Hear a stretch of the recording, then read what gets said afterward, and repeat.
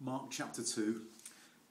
I just want to think for a little bit about the story when they lower the guy from the roof. Imagine if we invited Billy Graham. Imagine Billy Graham arrives at our living room here, and he's sat right here next to the fire, and the news gets out and people are gathered, and I imagine, we get like 30 people crammed into the room looking rigid, and then we get another 20 or so in the hallway down there, and then I guess they'd start looking in through the window. You imagine the scene, and then all of a sudden in the middle of it, the great man is sitting in the middle smiling on our posh red carpet. And then there's a scraping noise and the lampshade begins to wobble, and through the ceiling a hole appears. Imagine, and it actually wouldn't take much for the roof to give way.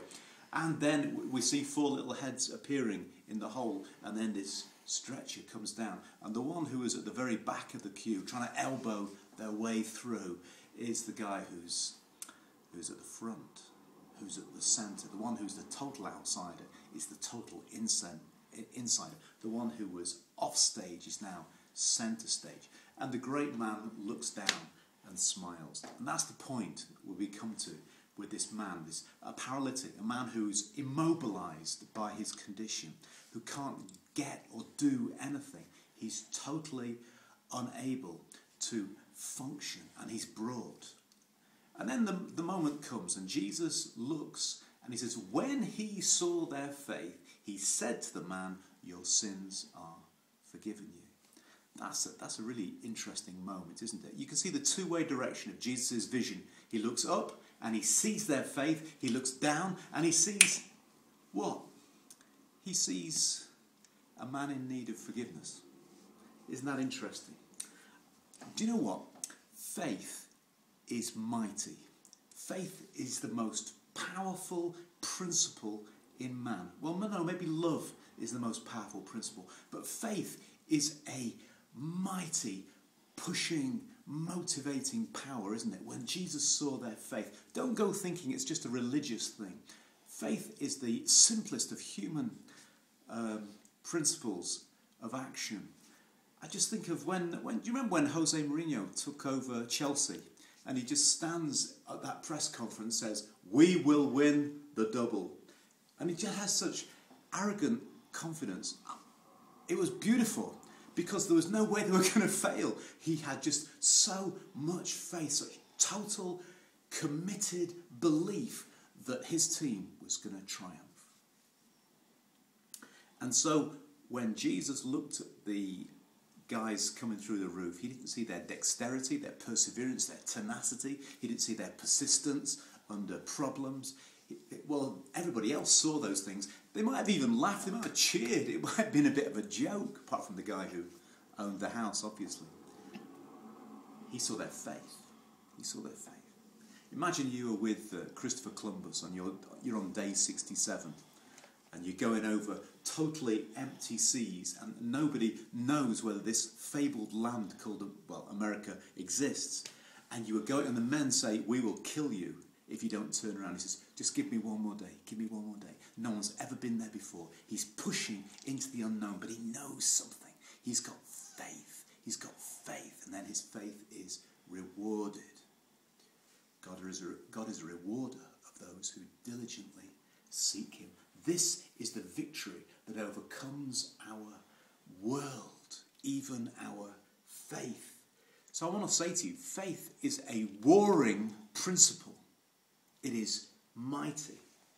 All things are possible to him who believes. It gives substantial reality to a dream. And the guys who brought the stretcher knew that if they just did this one thing, if they got this man to Jesus, then Jesus could do it. And Jesus looks at them. I see your faith. He looks at the man and he says, your sins are forgiven you. It's like he's missed a trick somewhere, isn't it? It's like he's missed the point of what they were doing. Well, that we believe in Jesus the healer. We don't want to talk about forgiveness of sin. And yet, just like Jesus didn't get caught with the one way of looking at them, just seeing their confidence. He looks deep, seeing their persistence. He looks deeper and he sees their faith. So he looks at the man and he doesn't see what everybody else sees. He doesn't see a sick person. He sees a sinful person. What do you think is the greater need? That somebody heals your body or somebody heals your mind? What do you think? What do you think if you're carrying something and Jesus looks into the deeper burden that you're carrying? Everybody saw the state of being crippled, but Jesus saw something deeper. I think you're entitled to think that there was a connection between the sin and the sickness. Not always, but in this case, because that's what Jesus seems to suggest. And he's looking into the heart of a man. He's looking really deeply and saying, do you know what's necessary here? Forget you being crippled. Do you remember the John Lennon song, one thing that you can't ultimately hide is when you're crippled inside. So Jesus, in fact there's only two people in the room who really know what's going on, and that's Jesus and the man, the paralytic. And he looks into his heart and he gives him forgiveness.